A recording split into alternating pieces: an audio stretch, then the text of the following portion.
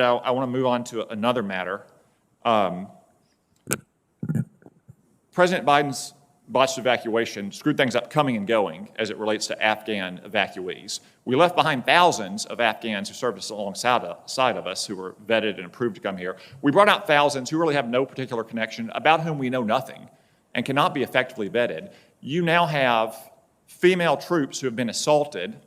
You have Afghan evacuees committing sex crimes at Fort McCoy. What are we to make of this? What steps are we taking to ensure that thousands of Afghans about whom we know nothing are not going to be a menace to our troops at our military bases and to the communities into which they're about to be released? Well, Senator, I'm certainly aware of the allegations, and I take the allegations very seriously. And I can assure you that our commanders at our bases have what they need to be able to protect our troops and our families that work and live at those bases. And I'm in contact with General Van Herk, the NORTHCOM commander, who has overall responsibility for the operation on a routine basis. And this is an area that he remains cited on.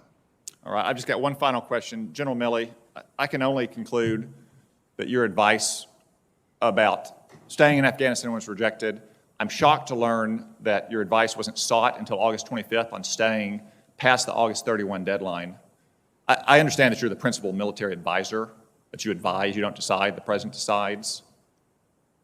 But if all this is true, General Milley, why haven't you resigned? Senator, as a senior military officer, resigning is a really serious thing. It's a political act if I'm resigning in protest. My job is to provide advice. My statutory responsibility is to provide legal advice or best military advice to the president, and that's my legal requirement. That's what the law is. The president doesn't have to agree with that advice. He doesn't have to make those decisions just because we're generals.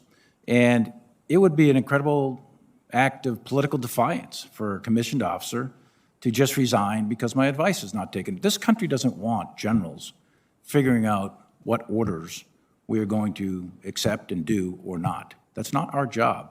The principle of civilian control of the military is absolute. It's critical to this republic. In addition to that, just from a personal standpoint, you know, my dad didn't get a choice to resign at Iwo Jima, and those kids that are at Abbey Gate, they don't get a choice to resign. And I'm not going to turn my back on them. I'm not going to resign. They can't resign, so I'm not going to resign. There's no way. If the orders are illegal, we're in a different place. But if the orders are legal from civilian authority, I intend to carry them out. Thank you, Senator Cotton. Senator Hirono, please.